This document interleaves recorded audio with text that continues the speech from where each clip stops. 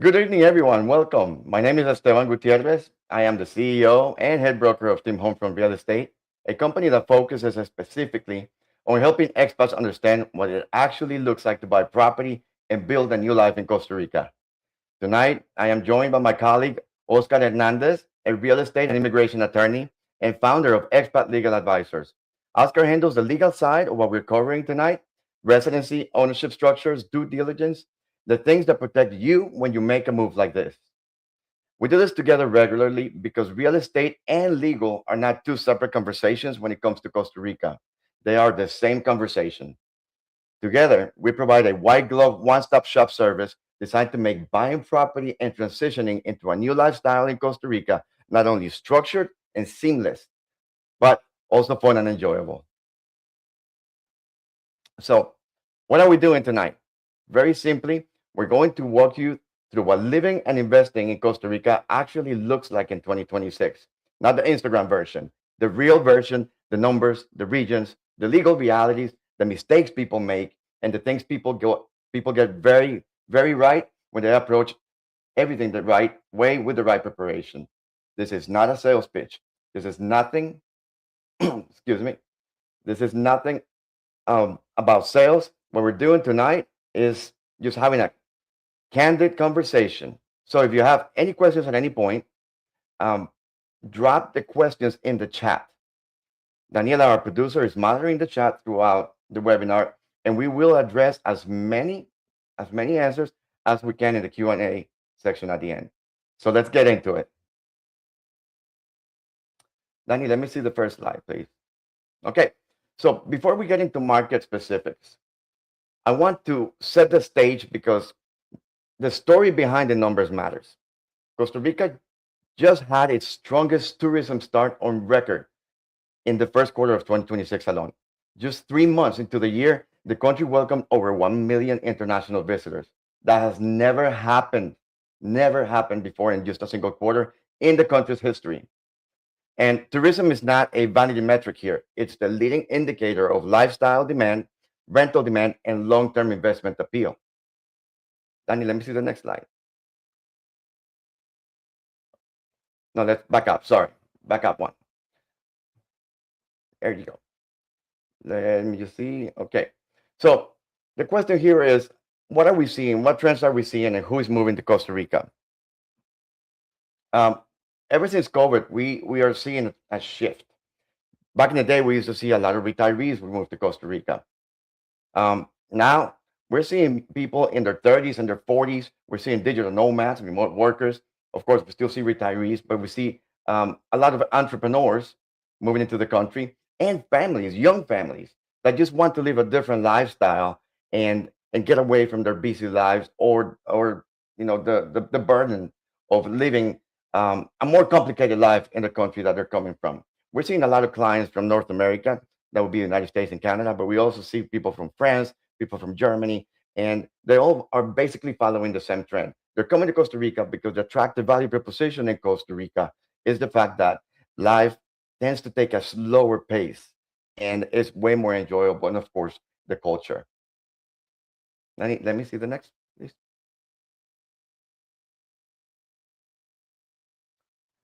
Excellent.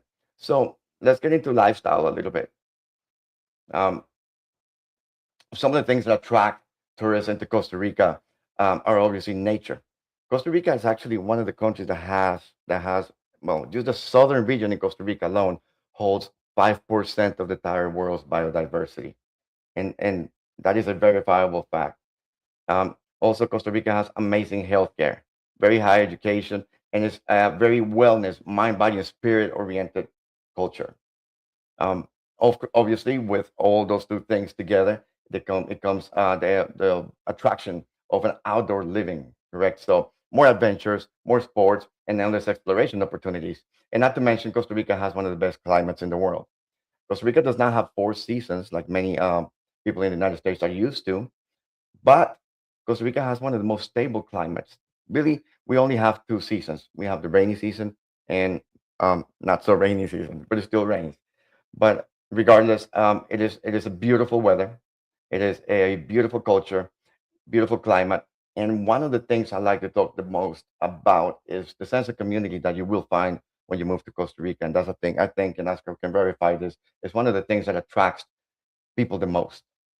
That sense of community, that culture, the love people have for each other, the willingness to always help each other out. You could be a new neighbor, you could be an expat moving into a Tico neighbor, and they will welcome you with open arms. One of the things I was talking to a client about the other day is, they there was some concern about their neighbor, right? And this is a mainly an expat community. The guy is a Costa Rican guy, and um, it's really interesting because this family is a very traditional family. They have their large family gatherings. I remember having those when I was a kid in Costa Rica. Where you kill a pig and then everybody comes over and you just kind of make a day of it. Um, you know, Other cultures don't see their family a lot. For example, I have lived in the United States for over 30 years now, and I go back and forth. I have a foot here and a foot in Costa Rica, and for the last 10 to 15 years since I got out of the military, I rarely see my siblings. My sisters and my mother live in Utah, and I live in Southwest Florida, right? We speak on the phone all the time. Thank God tonight. I mean, this day and age, we have WhatsApp, we have video calls, and we talk and speak to each other regularly. But it is not the same as having that family. If you run out of sugar, you can go next door and ask mom or ask your aunt or your sister, "Hey, I ran out of sugar. Let me get some." And that's the kind of culture, and that's the kind of sense of community that you will feel in the country, and that keeps things or helps keep things very simple. And simplicity, I think, is something that's very attractive, especially nowadays where life gets so busy. It seems like people work all the time, and just to pay bills and everything accumulates. Costa Rica is not like that. Costa Rica actually allows you to live a slower pace, and things are just not so complicated. There is a trade-off, of course. When you're used to the efficiency in which some programs operate in different, more developed countries versus Costa Rica, you have to have a little bit more patience. But at the end of the day, when you trade that off, the busy life schedule, work, work, work for a more peaceful lifestyle in another country, I think and I believe and I live it myself every time I go over there, even though I'm working here in the States and then I go to Costa Rica and I work just as much, but I feel like time slows down. And it does. It's something that if you haven't been to Costa Rica yet, you have to experience it. You have to feel it for yourself.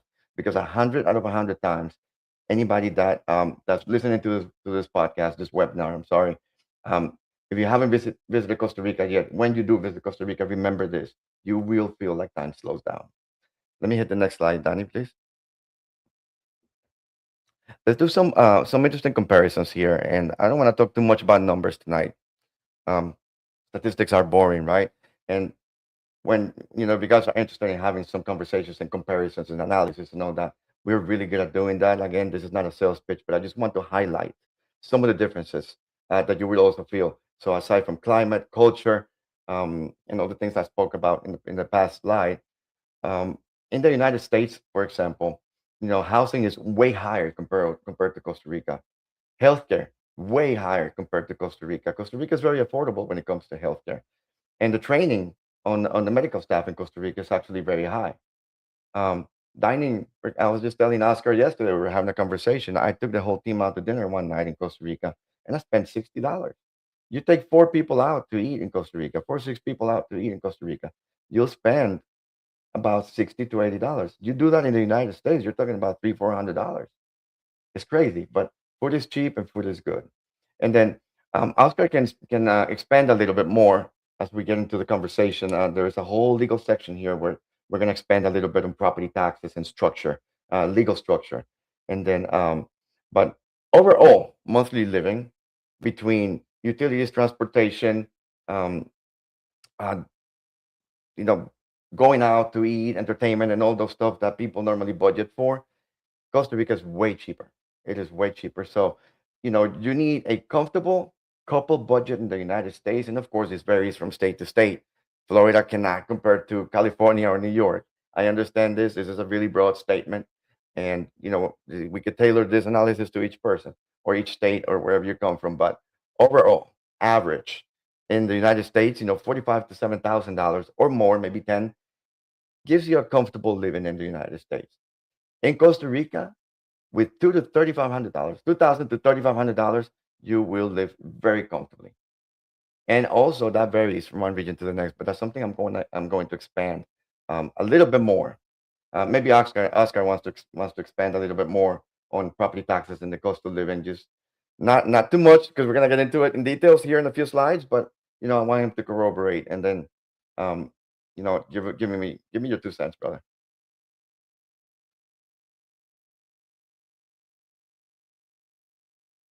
I don't think he won. Thank you very much, Esteban. Thank you. Thank you for the kind introduction, and hello, everyone. Um, Once again, my name is Oscar. I'm an attorney specialized in immigration matters, real estate matters, and constitutional matters here in Costa Rica. And Esteban, once again, thank you very much for allowing me to share a few ideas regarding these very important topics. And just like you were saying, Costa Rica is indeed a more affordable country compared to compared to other jurisdictions, specifically to the United States. Given that we are talking or we are referring specifically to these two countries, um, and so regarding property taxes, we're gonna review these in more detail in a few slides coming up next. But I can tell you now that just to give you an example, somebody can expect to pay for property tax a 0.25% of the value of the property, um, which is paid to the local governments. Here in Costa Rica, we have a central administration, and that administration is decentralized among different cantons, and we have around 85 cantons here in Costa Rica. And so you would pay that property tax to that local government in which your property or your potential property is located. And something very interesting as well is that you can choose how do you want to pay this property tax, whether you want to pay it on an annual basis, you want to pay it every 6 months, every 3 months, or every 4 months. But one more time, the most important thing is you need to be aware of how much it is that you're going to end up paying for property taxes. And just to repeat and reiterate that idea, it's going to be 0.25, 0.25% of the value of the property.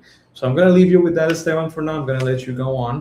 And once we get to the more in depth stuff of the presentation, I will provide a few more Yeah, details. yeah. And guys, we are here to talk about the good, the bad, and the ugly, right? Um, Costa Taxes is Rica always taxes is always the ugly, isn't it? it's always the ugly side of things, but I want to touch base on that. A lot of people tell me all the time, Costa Rica is not the cheapest country I've been to, or I went to Costa Rica and I didn't think it was that cheap. Let me say something about that. And I hear this so much that I actually started doing some research. And yes, Costa Rica is not the cheapest country in Latin America. There are other countries that are cheaper, even in Asian countries. We had a client from England not long ago. He was actually an investor, and he had some short-term rentals in I believe Indonesia, Oscar. Anyway, some Asian countries, some over there on the other side of the pond. But yeah, I actually went and did some research, and it's a lot cheaper. What happens in Costa Rica is number one, infrastructure.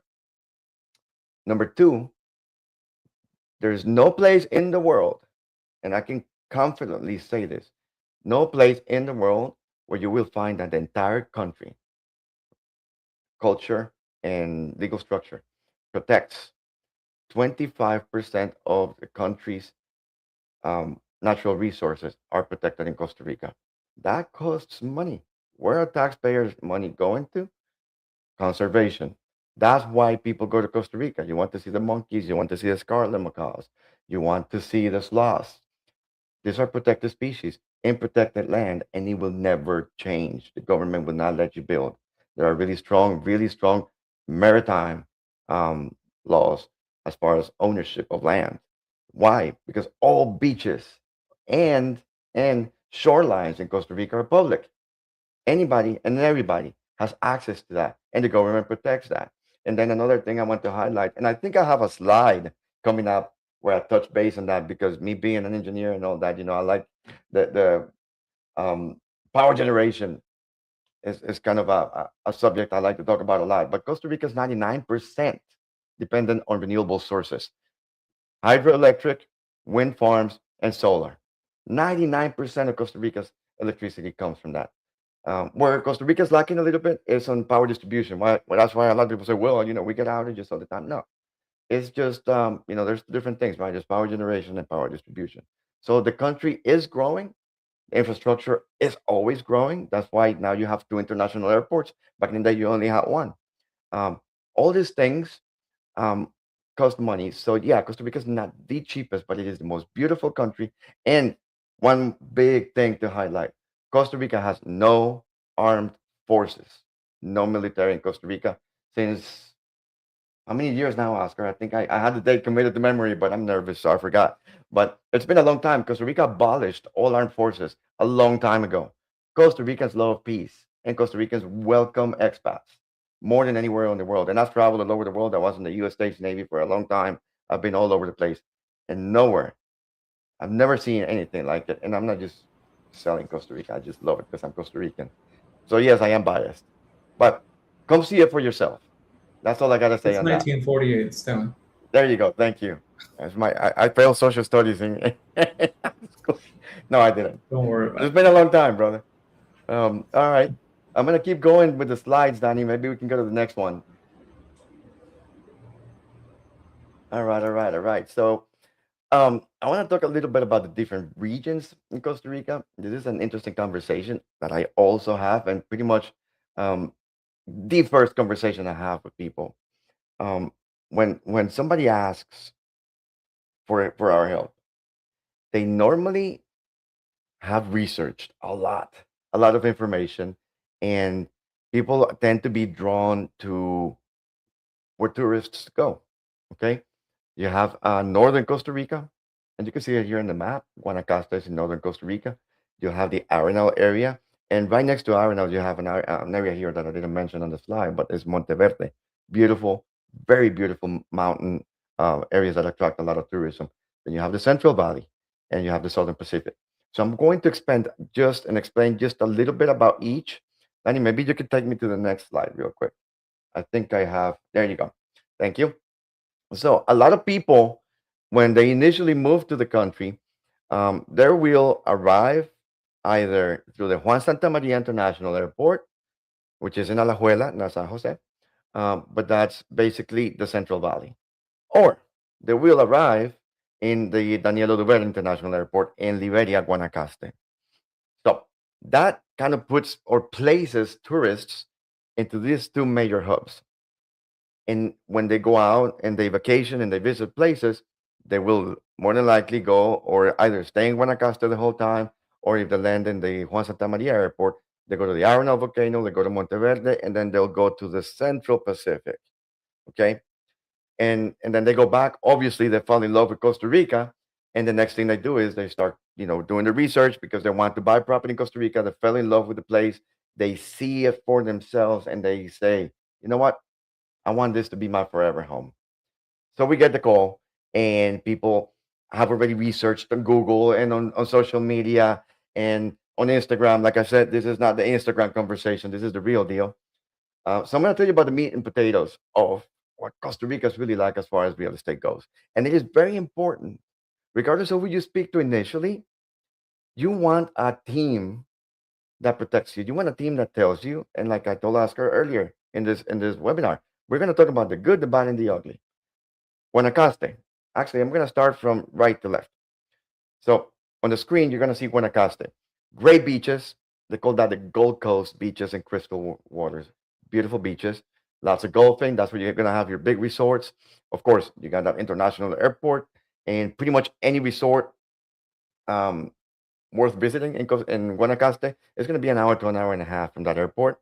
And you will go and you will go to a resort and probably never leave and have your margaritas and enjoy the beaches, go fishing, go on tours. And guess what, guys?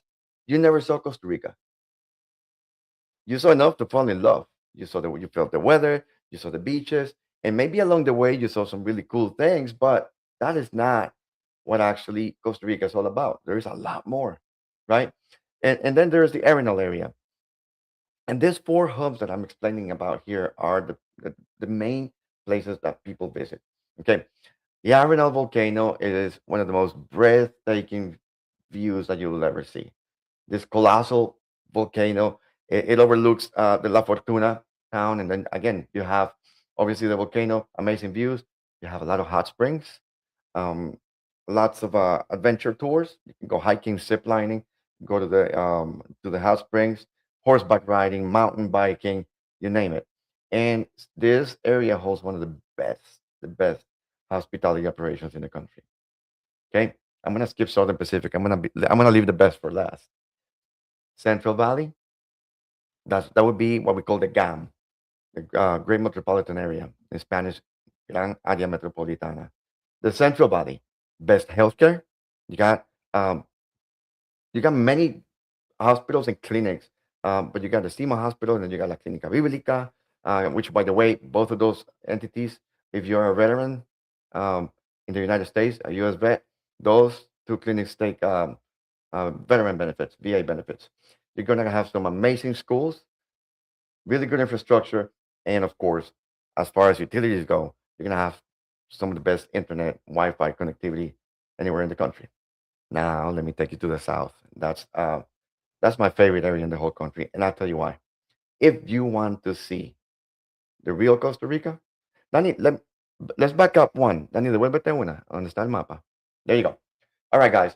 So when I in the north, you see Southern Pacific is pretty much where you see Southern Pacific to the peninsula, the Osa, which is the Osa Peninsula. You see all the way down to the bottom of the screen.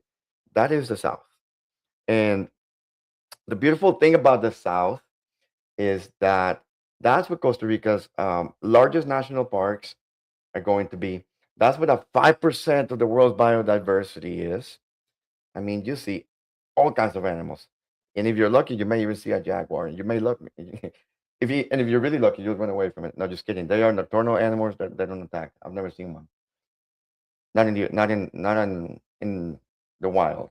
Um, so you see the Central Valley, you see the Arenal area of Guanacaste and the Southern Pacific. All this to say, great places to visit, great tourist attractions, but being a tourist and being an expat are two very different things. And that's where having the right real estate team backing you up and telling you the good, the bad, and the ugly comes in hand. Okay, different areas will offer you different prices. For example, you're interested in buying a short-term rental, of course, now you have to consider certain metrics, rentability, ADR, all those things. We help you with that. So yeah, if you want to buy a short-term rental and operate it and then um, make a good return on investment, yeah, you may be attracted to these areas, and that's kind of where you want to be. But if you're transitioning into a more peaceful lifestyle, or you're trying to buy your forever home, or if you're a digital nomad coming into Costa Rica and you want things to slow down, you still want to have your job and work, remotely, that may not be where you want to be. Why? Every place that has a high concentration of tourists is going to be very expensive. And that's where the misconception that Costa Rica is expensive comes from. You will get more bang for your buck the further you get away from tourist attractions, the more bang for your buck you will make. Meaning, price in land, price in properties drops drastically. Drastically. You can have areas where a square meter is $1,000 or more, and then as you go south, normally it works this way. As you travel south down the Pacific coast or east to the Atlantic side, prices drop. Why? Because they are beautiful, they have a lot more nature, but they're just not as developed. And what happens with that, or why is that happening? That's because of the international airports. People will travel and stay close to that international airport. So let's go to the next slide, Danny. Next one. There you go. I think I already touched the base on some of these things. And what are some of the benefits of living in Costa Rica? Well, if you ask me, stress. Again, time slows down, right? Um, and not to sound cliche here, but the pura vida lifestyle It's not a cliche. It's really honest to God. It is really how people live. Slower, more intentional, more connected to nature, to food, to their community. And when people visit and actually spend time in the country, they feel it. You don't have to be in Costa Rica for a long time to feel it. From the moment you land in an airport and you go out in the streets and people smile at you and greet you and welcome you, you will feel that pura vida lifestyle. Um, the question becomes, how do I make this work practically? And that's what tonight's about, because we don't want you to make mistakes. So let's talk about what life actually costs, right? Um, because this is where people have the most misconceptions in both directions. And I already talked a little bit about the cost and expenses and whether Costa Rica is cheap or not. Um, but you know, on one end you have people who think Costa Rica is cheap everywhere, and like I said, it's not. On the other end, people assume that it must be comparable to the United States, and it's not that either. The reality is that for most North Americans and for more expats, you get a meaningful reduction in cost of living without a meaningful reduction in quality of life. So a couple living comfortably in the Central Valley, like I said earlier, in a good neighborhood, decent car, eating out regularly, is looking at, I would say three to $4,500 a month, maybe less. But it's all about the lifestyle. And again, the same lifestyle in Miami, Austin, Texas, New York could easily surpass $7,000 or more, right? So it's very interesting. So why are people, Danny, back up one slide, sorry. There you go. Pura vida lifestyle, safety and stability. Good, the bad, and the ugly again. Some areas of Costa Rica, you just gotta be careful. Don't stand out. Don't act stupid. Can I say that? Sorry. Seriously, this is one of the things when I was in the military that they always told us about when we went to a different country. We are guests, right? So don't stand out. Don't be a target. Don't do things you're not supposed to do, and you'll be okay. It's simple. You want to have that peaceful life in a different country that has a strong democracy and welcoming communities. Costa Rica is the place. But you have to come in with open arms, and you have to be very careful with expectations. A lot of people that come to Costa Rica and then after 6 months to a year, they leave and they're angry and frustrated because it didn't work out. It's because they had the wrong expectations. Why did they have the wrong expectations? Because they did their own research. They were what I call DIYers. I can do it all by myself. I can do my own research, buy my own property, and never get that good advice from a realtor or an attorney that will guide them all the way through closing and beyond. Because we don't stop being your advisors when you close on the property. Our goal is for anybody that comes to Costa Rica to enjoy Costa Rica and love it just as much as we do. We talked about affordability, so I'm going to skip that. Health and wellness, I'm going to expand on that a little bit more later down the road. We talked about natural beauty and, of course, friendly community. So I think we've covered everything so far on this slide. Danny, let me see the next one. And I don't want this to be like a presentation, so hopefully I'm not just going by the slides, guys. But um, you know, if you have any questions up until this point, please hit us up with questions. We love, love, love questions.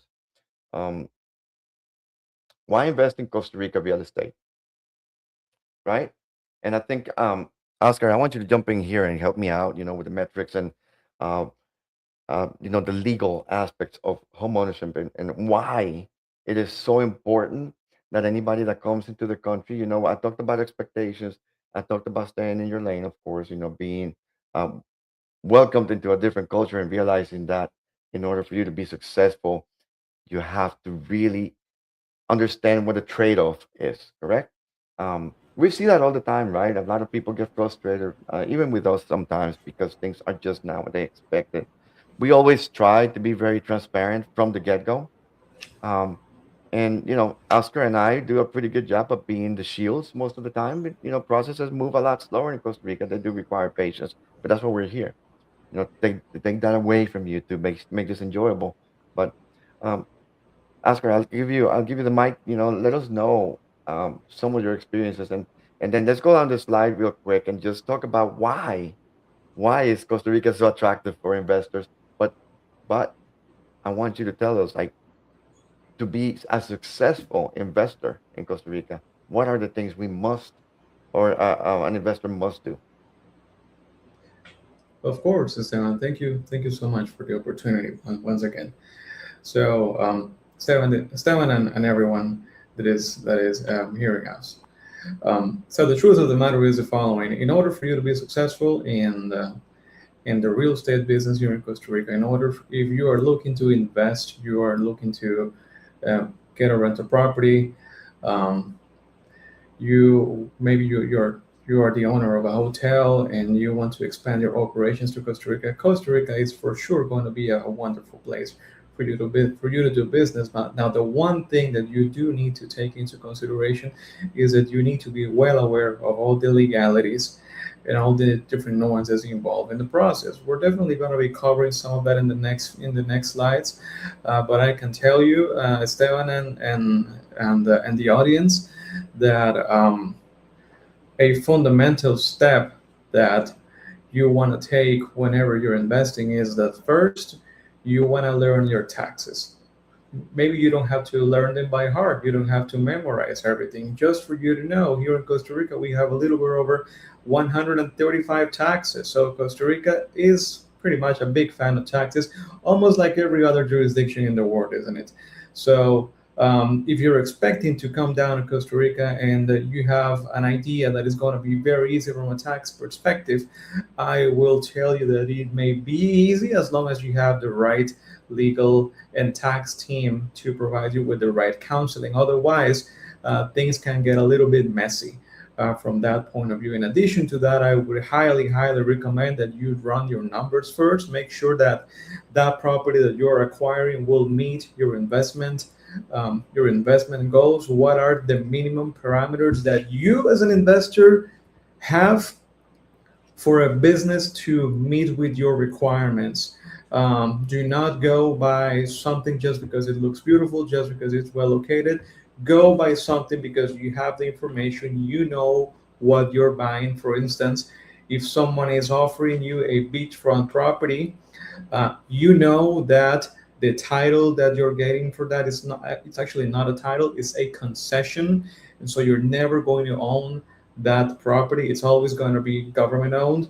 um, and so as long as you have enough elements in order to make informed decisions, you're welcome to move forward with your investment plans. In addition to that, make sure that you have the right tax counseling with you. Um, Also, when you're considering setting up your corporation, make sure that you set it up in a way that makes sense with your business objectives.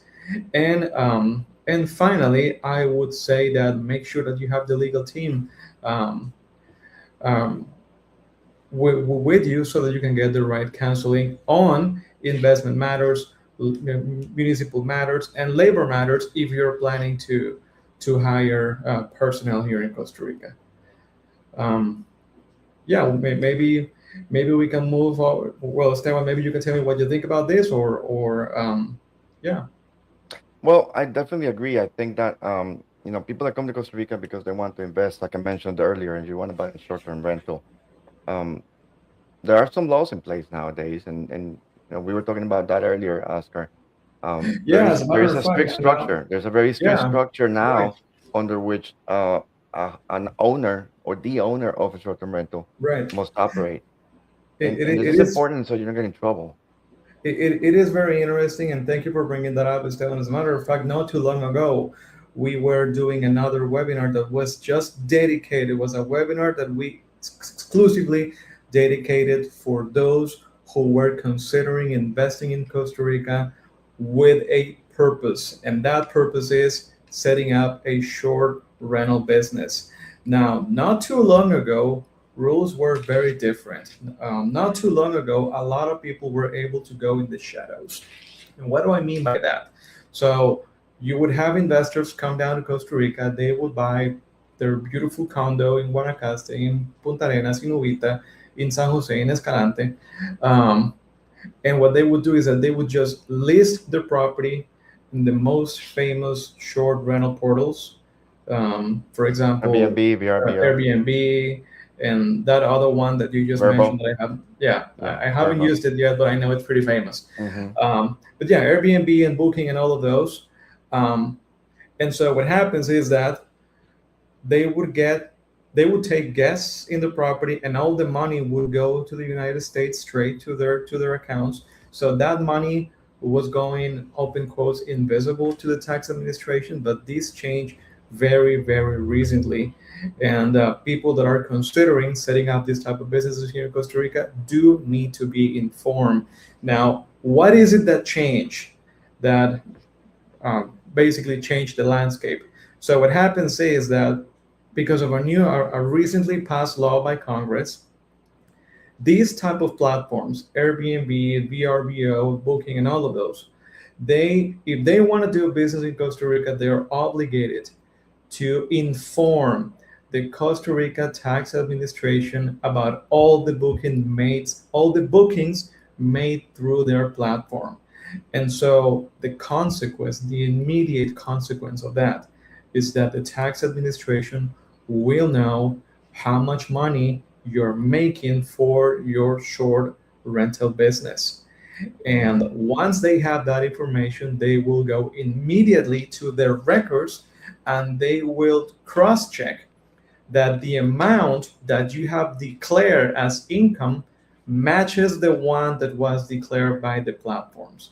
And it Right. does, and if for some reason something doesn't match, and when I say for some reason, we know what type of reason, um, if there's a mismatch in that information, then the tax administration is going to come after you, and that is going to be a very expensive thing to fix. Hmm. So that completely changed the rules, because now homeowners, people that are considering getting into this type of business, um, are more exposed, if you will, Well, in the eyes of the tax administration. they're gonna be exposed if they're DIYers, right?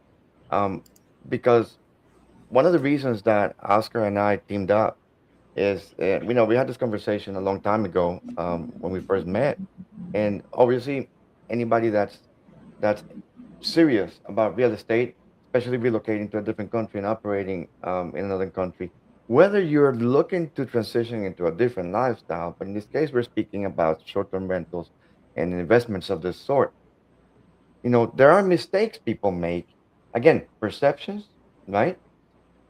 Trying to do Mhm. everything yourself, and let's go down these numbers. There's just five things. We came up with the five main things, five main mistakes people make that will frustrate them, and those that leave, 6 months to a year, and they live frustrated, hating it all because it didn't work out. It's usually for a few reasons, and very few. Perceptions were wrong, expectations were high, right? They didn't do their due diligence or their research, backed up by a professional team that understands the Costa Rica ecosystem as far as real estate and legalities go. And then they didn't surround themselves with the right advice, the right people to back them up, right?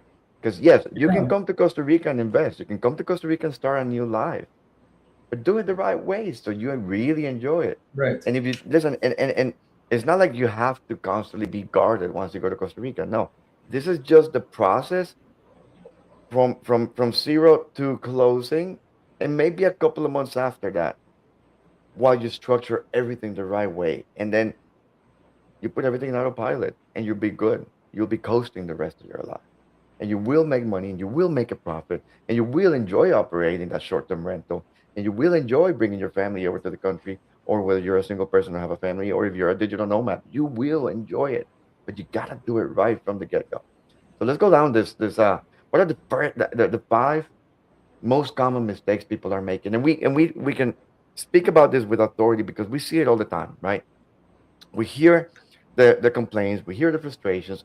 Sometimes we see, sometimes we get a client that has already been trying to do things on their own for about a year, and things just don't work out the way they expected. They think Costa Rica is difficult. They think everybody's out to get them, and it's not that. let's face the facts. You're coming into a country that you don't understand, you don't know, right? While some things are very similar to what you're used to as far as legal structures go, because yes, in Costa Rica you can have fee simple absolute ownership of property, but it's got to be in the right place and it has to be properly vetted prior to closing. Of course. Because if you surround yourself with the wrong team, or if you hire the wrong realtor, they'll try to sell you a national park. And guess what? They don't take that lightly. You know, I say this all the time. They will try to sell you a national park. So you got to be careful. You got to be, uh, and I know you laugh, but it's the truth. You know, you gotta have the right team. You know, and Right. that's something that Well, we preach every really, day. right. Really, Esteban, when you brought that up, something came to mind, and it's something about uh, something happened very recently here in Costa Rica. It's not in the beach; it's actually in the mountain, close in Heredia. There's a beautiful place called Sacramento, Hmm. in Heredia, close to the volcano.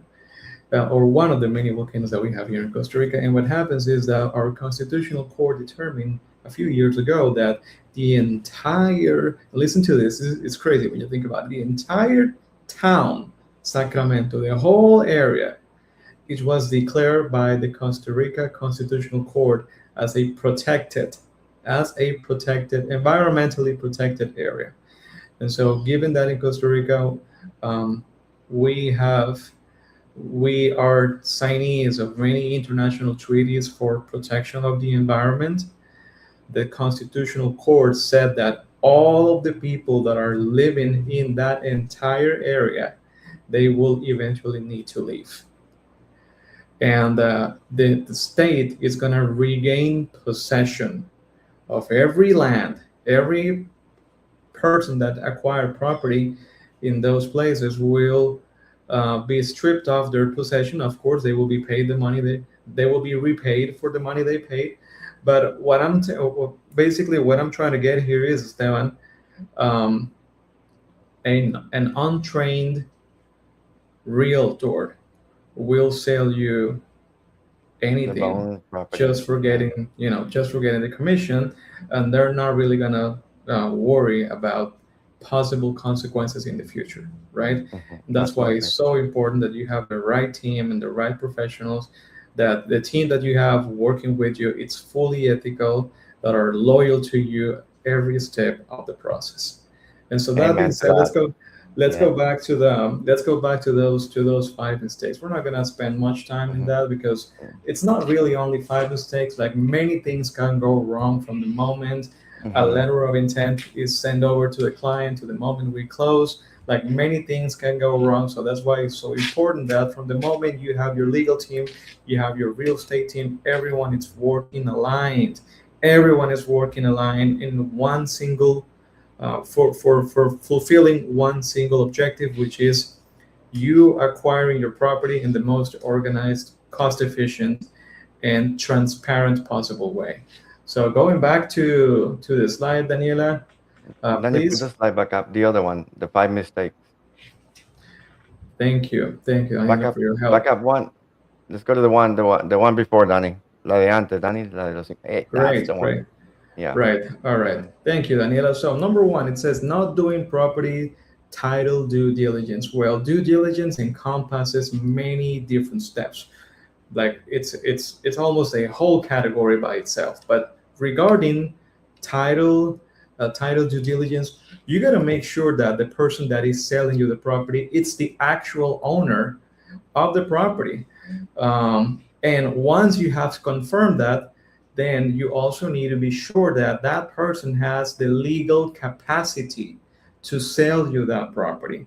And reason for that is because many expats, when they come down to Costa Rica, they acquire their properties.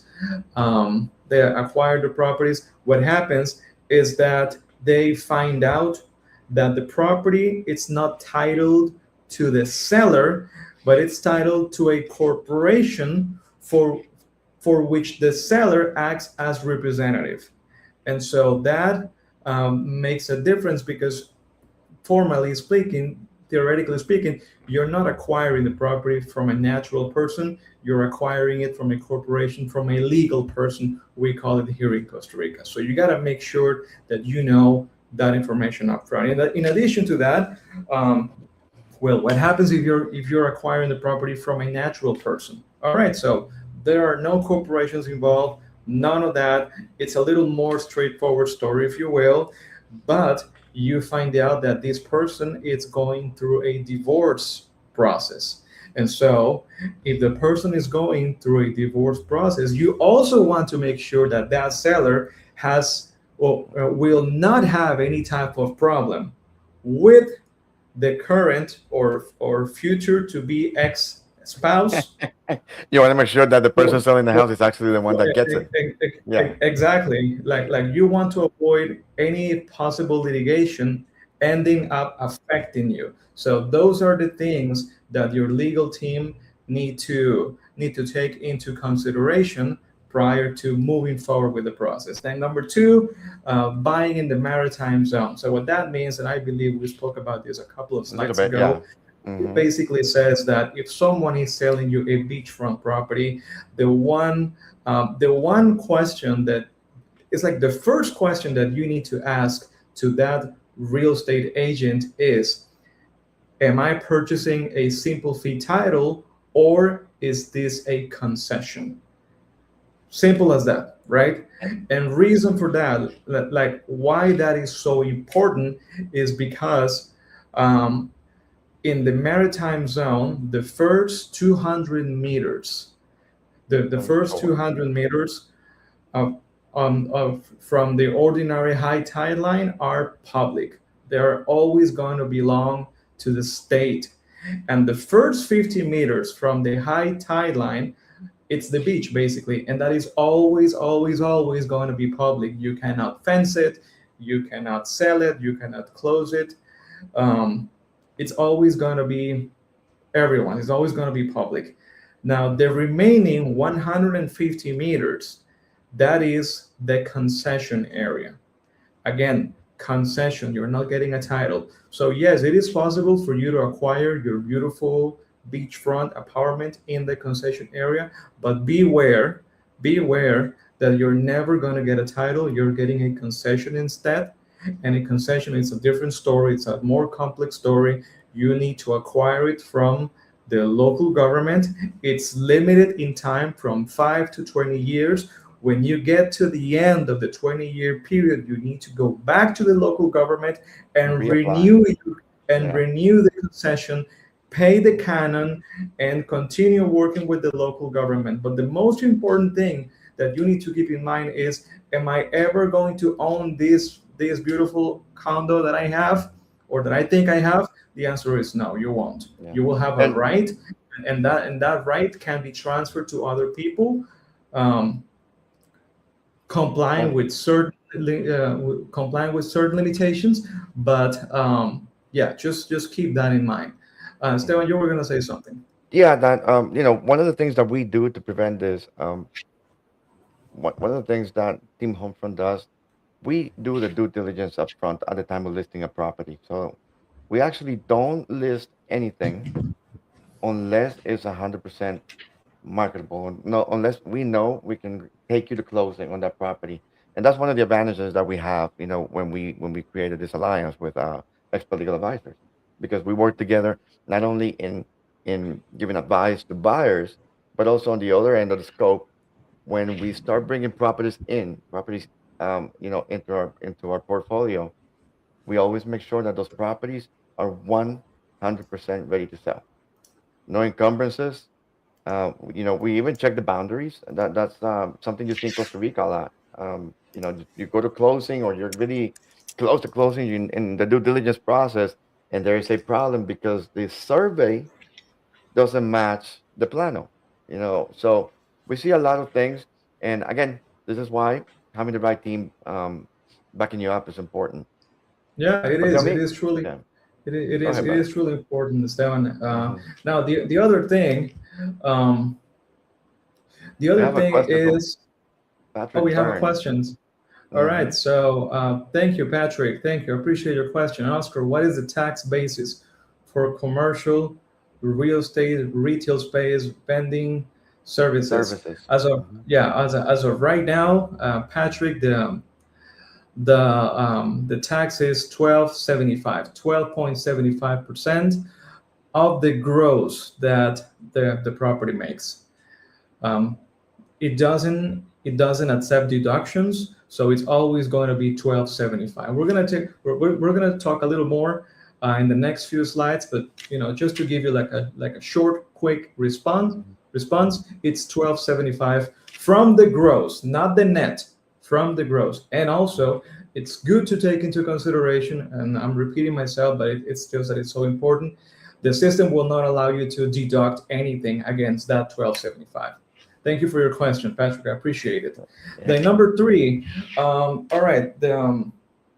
You Legal also structure. need to choose. You also need to choose what type of legal structure do I want to use? Do I want a sociedad de responsabilidad limitada, which in the United States is the equivalent of an LLC, or if you want a sociedad anónima, which in the United States will be the equivalent of a C corp. Now, there are no right or wrong answers. The truth of the matter is, you need to make a decision based on what aligns to your objectives. Now, um, usually what we recommend to clients in order to make the tax strategy more straightforward and to reduce the tax burden to the bare minimum legal reasonably possible is to use an SRL, which is again the equivalent of an LLC. Reason for that, it's simpler to manage. It requires less people. It doesn't require you to have a board of directors. You can simply constitute it with two people, and they're going to be managers. Um, and yeah, it's a more simple story to tell. Now, if you use the Sociedad Anónima, that is a corporation that is more appropriate for business owners that are to medium to large business owners, people that are considering that in the near future they may end up like trading or selling stocks, selling company shares, going public, and stuff like that. So if you have a projection that your company will grow in a sustained manner, and you're going to get to that point in which you will allow third-party investors to come in your company and try to even participate in the board of directors, then the Sociedad Anónima will be the right choice for you. The one consideration is that the IRS in the United States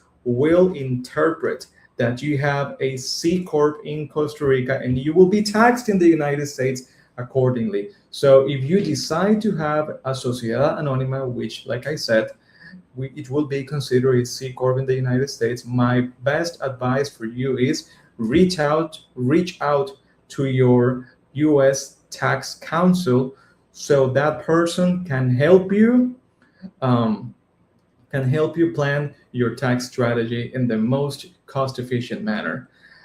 Then skipping legal representation, well, you want to make sure that you have the right legal team backing you up from the beginning of the process. Do not skip having legal representation in any of the stages of the process. That will prevent you from making mistakes and considering that those mistakes will end up being very costly in the by the day you close.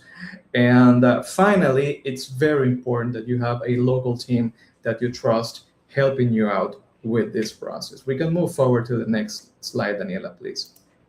Mhm. That's along the same what we were talking about, but basically talking about maritime zone that rules apply. I don't know if you want to go on to the next one or you want to expand on this one, Oscar. Basically, Um, it's kind of like the ownership process. I think I can just summarize it in a very simple manner, Esteban. So, for anyone out there checking out this presentation, all you need to know is that you do not need to be a resident. You don't need any type of special permit in order to own property here in Costa Rica. Article 19 in the Constitution allows foreigners to freely engage in business and acquire property here in Costa Rica. As a matter of fact, foreigners have the same rights as citizens here in Costa Rica, with a couple of exceptions. We can talk about that in another episode. Um, but in regards to acquiring property, you do not have any type of restriction whatsoever. We can move forward with the next slide, Daniel, please. Expectations, my favorite word. We talked about expectations, right? Some of Yeah, I think we expectations already. versus the realities. Yeah, Um, I think you already covered this pretty well. well, Um, I do wanna highlight something for investors, specifically short-term rental investors, and it's one thing that we haven't mentioned yet. When we talk about the right team, there's some other aspects that short-term rental inspectors need to consider. Um, a lot of people that buy short-term rentals, they actually don't move to Costa Rica and don't operate it themselves. Property management is extremely important as well. You gotta have the right property manager, which is a process that we also help you with, because if you're not in the country and you're operating a short-term rental in Costa Rica, you want to make sure that the property, not only your bookings, but your check-ins, your checkouts, your maintenance, your gardening, your pool maintenance, cleaning after each checkout, everything. It's basically short-term rental, and if you are a vested investor that has been doing it for a long time, you understand this very well. But some people are, just entering, as a first time short-term rental buyers, and they need to understand the importance of having the right property management company. I cannot highlight that enough, right? We take you all the way to closing, and then we'll also help you in the hiring process of the right property manager, because we want to make sure that you're successful. So that's just something else that I just wanted to highlight the importance of doing that. And that kind of comes with the expectations. When you come into the country to invest and operate, your new short-term rental, we help align those expectations. It's not like you have your wrong expectations and we're going to tell you, no, they don't align with the reality. Thank you, goodbye. No, no, we're going to sit down with you, and then we're going to give you a really broad picture initially, and then we're going to help you narrow things down. And then I talk about the straight line method all the time, right? Because that's kind of things how things need to operate, whether you are in real estate or, an attorney or a short-term rental operator. Always keep things on a straight line, so this is the business, this is the house, this is how I operate it, this is who's doing what and when and that is how, really important. right? So we help you protect that investment. So beyond closing, it is very important. That goes back to having the right team backing you up at all times, not during the transaction, not during the buying process, not during the due diligence. Way beyond that, you have to make sure that you always have the right team, the right support group in the country backing you up at all times. Of course, Esteban. Thank you. Thank you. Thank you Hmm. very much for that. I fully agree with your observation. Daniela, maybe we can move forward on the next slide. Thank you very much. So residency pathways, we're really not gonna take too much on this, but what people should know is that if you're considering, or if you have already acquired property here in Costa Rica, you may have an opportunity to become a resident. And when you think about it, it makes sense. Every time you come into Costa Rica under a tourist visa, you need to take into consideration that you're always going to be expected to leave. Now, if you already own the property here in Costa Rica, it does make sense that you become a resident. In addition to that, doing banking is going to be easier. Getting access to all public services will require you less paperwork to get things done. So, in other words, if you're really considering about settling here in Costa Rica, then the residency, it's definitely a good path to to reach those goals. We have a lot of of immigration categories. We have over 19 or 20 immigration categories here in Costa Rica, but these are the most common ones. If you're a retired person and you get more than 1,000 US dollars on a monthly basis for the rest of your life, then you have the door open to become a pensionado, which is a retiree resident. Now, on also, if you get passive income for a minimum of $2,500 a month, and you can demonstrate that this income is sustainable for the next 24 months, then you can apply for the rentista category. In addition to that, if you invest over $150,000 in assets, whether it's property, vehicles, stocks, bonds in Costa Rica, you can become an investor. And finally, if you're a remote worker that makes more than 3,000 US dollars a month, or if you're bringing family 4,000 US dollars a month, then the door is open for you to become a digital nomad.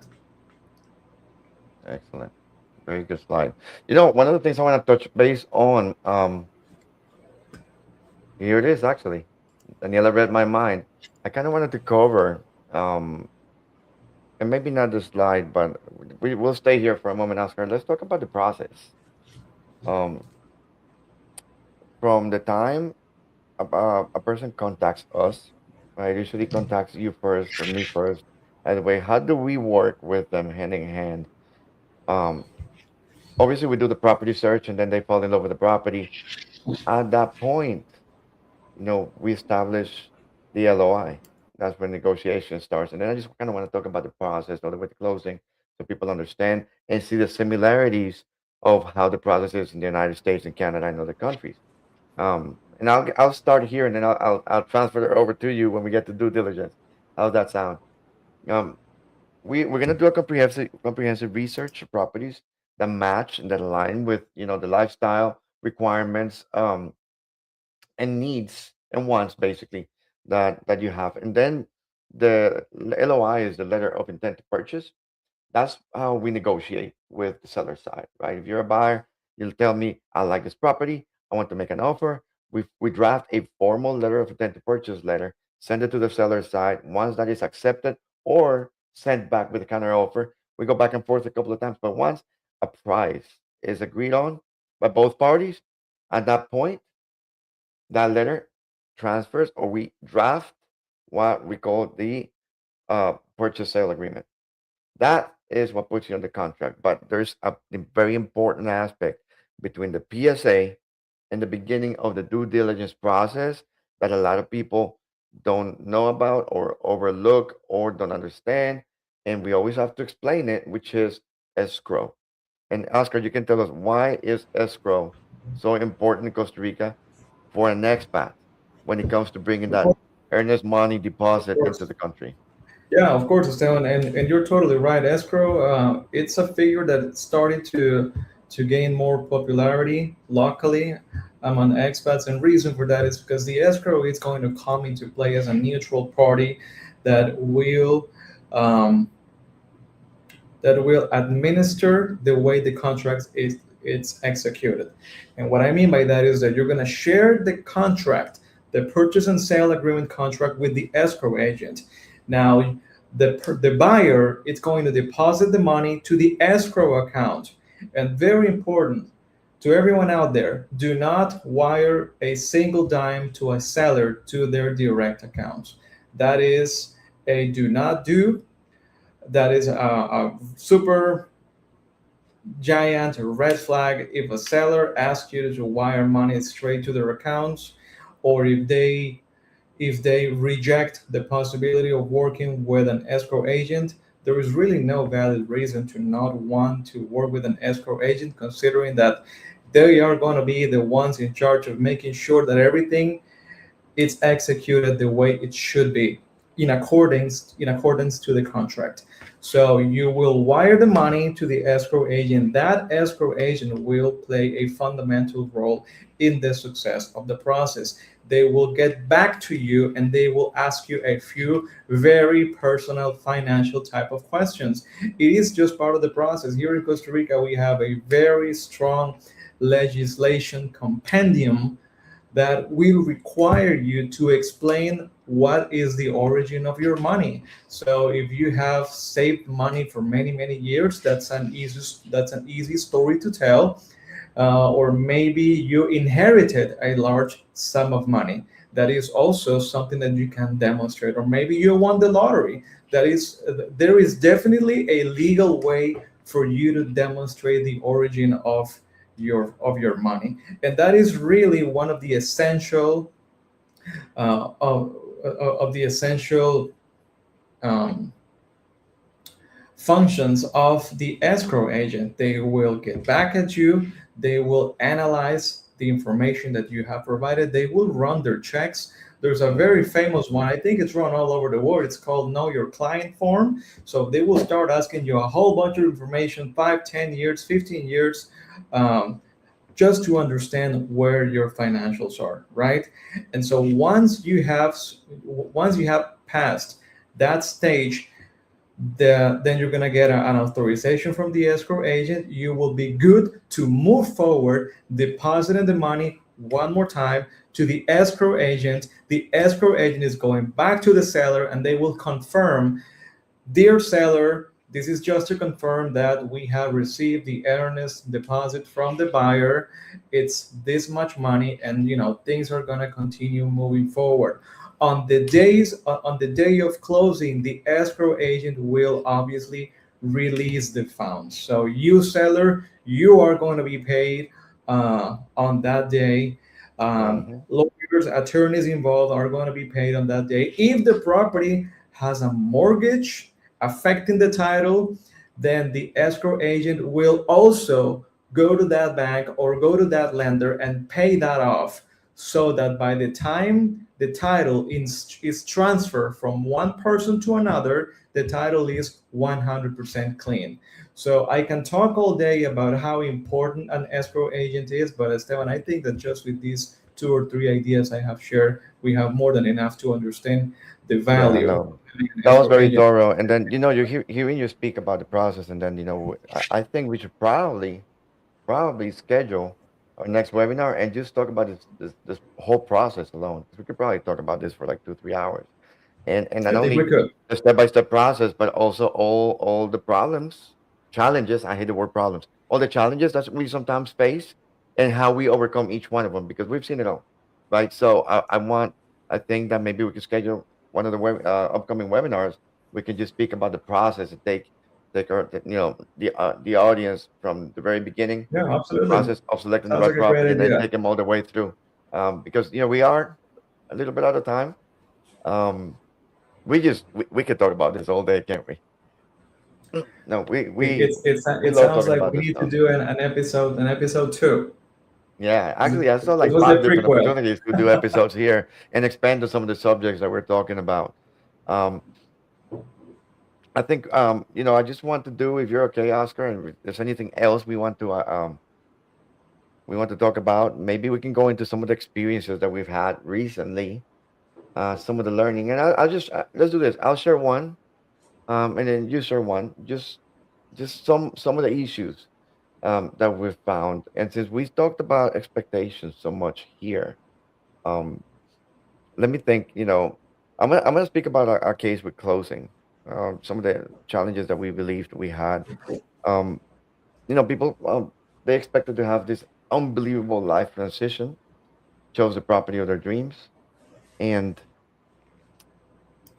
um, unfortunately, they couldn't close on their property when expected, and they ended up losing the sale of that house. The issue that they had was that, and it's really mind-boggling to me. When they came to us, they said, "I just didn't have all the right answers, and I couldn't get myself to sign that contract." And I asked, "But why?" And they said, "Because I didn't trust my agent." Oh my God! That makes my skin crawl, right? Because you gotta understand something. We have to understand something. Whether you're buying property in the United States, whether you're buying property in Canada, Germany, France, anywhere in the world, people save sometimes for their entire lives to make the single most emotional and largest economic transaction of their lives.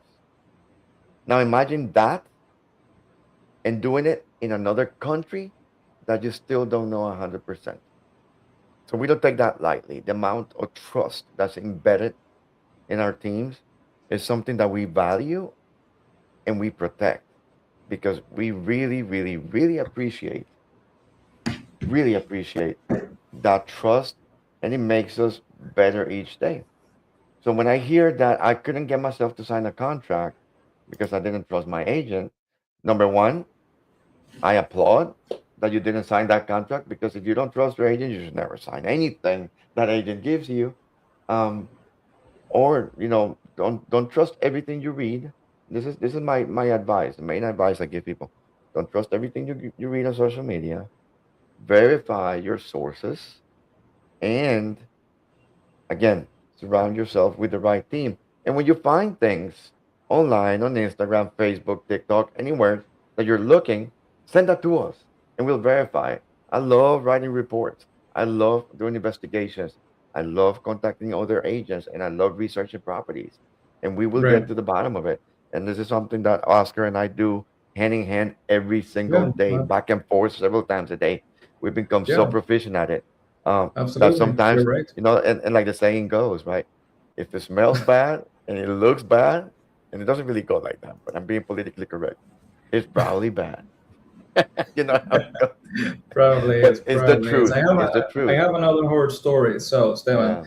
um, one of the deals that we have here in the office is, um, this client came to our office and he was a little upset about the property that he had bought a few months ago.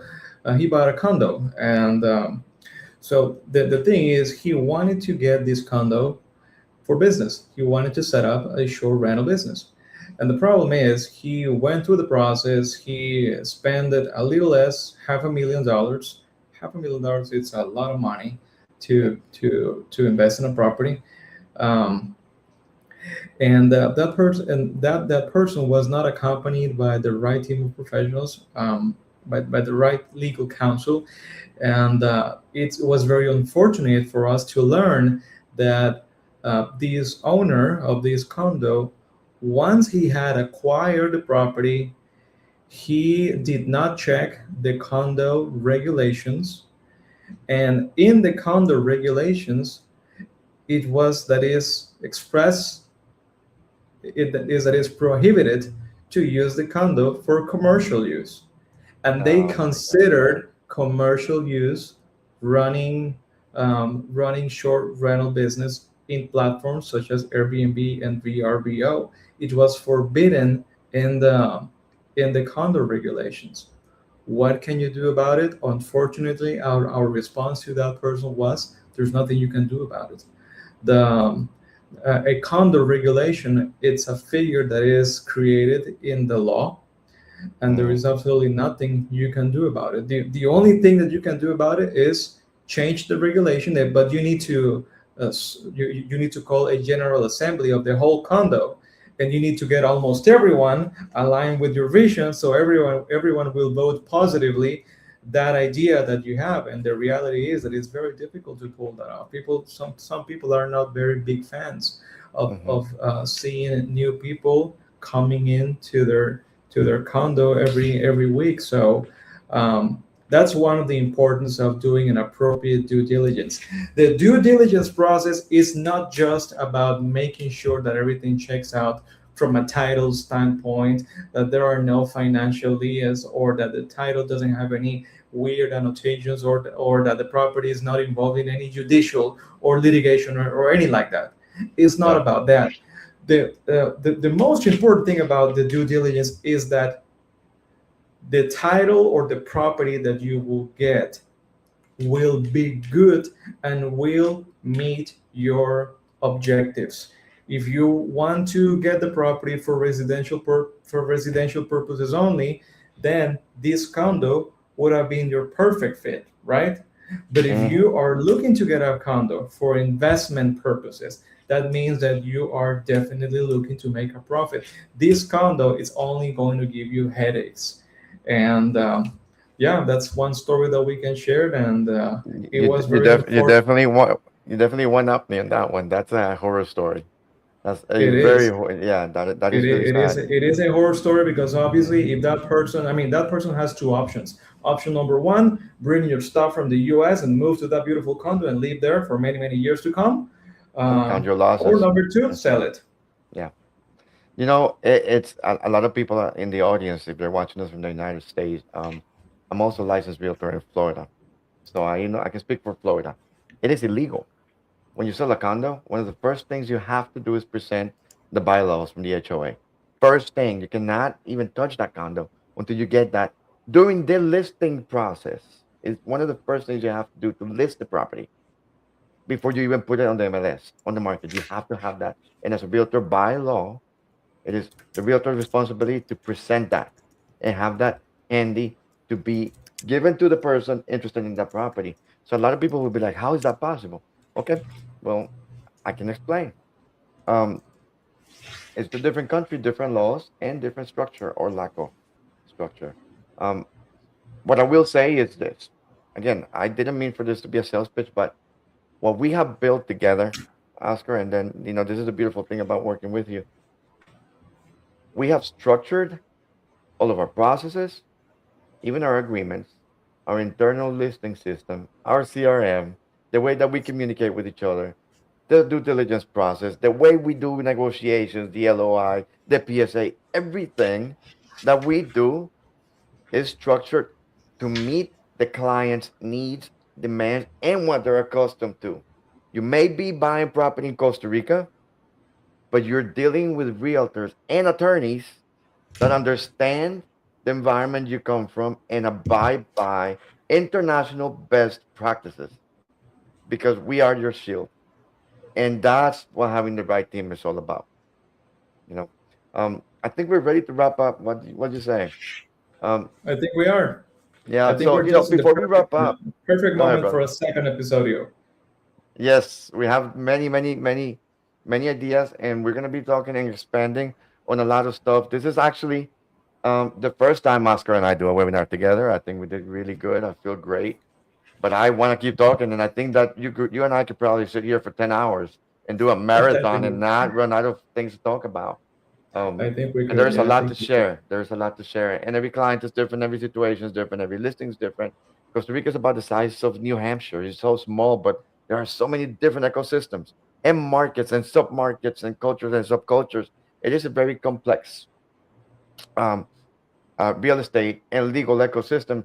And we understand it very well. We navigate it very well, and we love talking about it, and we love educating people about it. So before we wrap up, I want to say something I genuinely believe. Costa Rica can be an incredible opportunity and an incredible life transition. We watch that change people's lives in real, very positive ways.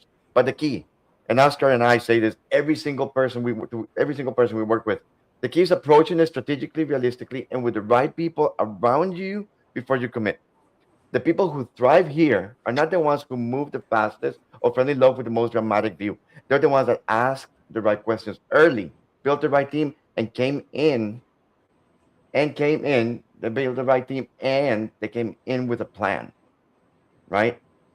And then we executed that plan and took them, all the way through closing and beyond, like I said. Um, so here's what I'd like to offer you next. Okay. If tonight raised more questions than it answered questions, that's actually a very good sign.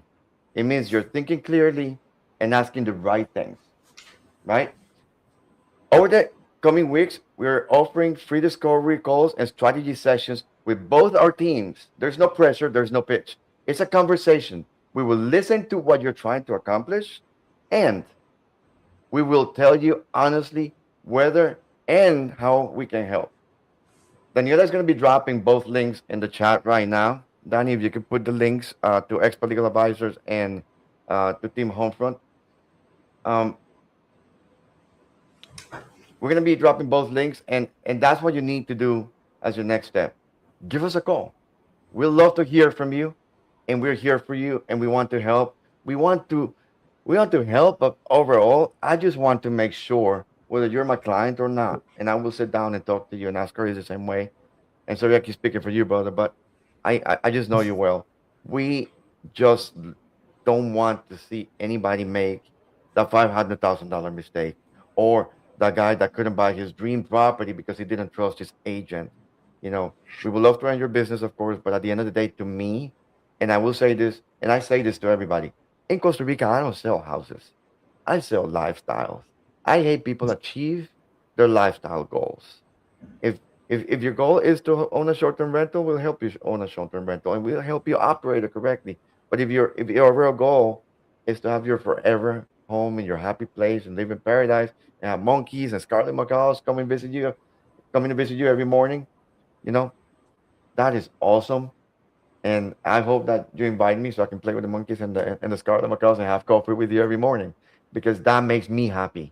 There's nothing that satisfies me more than befriending one of my clients and continuing to stay in touch with them for years to come and witnessing that process and the change that we can make in their lives. So those are my 2 cents, Oscar. I'll give you the mic and let you give your 2 cents.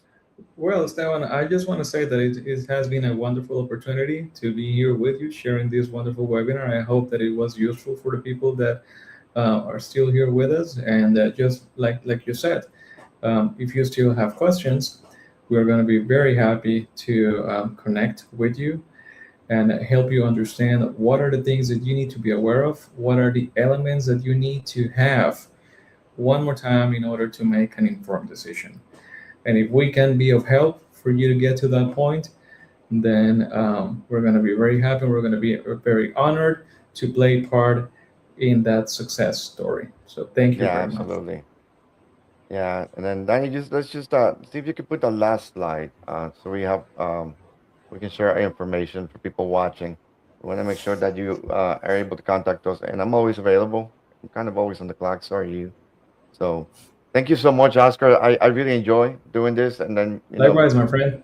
we're gonna come up with a good list of different sub subjects from this very large webinar that we did today. I hope you enjoyed it. I hope you enjoyed it, Oscar. I enjoyed speaking with you I and did, my our friend. Thank you so audience. much. Thank you for your questions, guys. And we're going to be publishing this on our YouTube channels. So look for the drop, and then we're going to be doing a lot of shorts on all the micro subjects and key comments that we shared tonight. So again, thanks everybody for connecting, and see you next time. Thank you, everyone. Good Bye night. bye.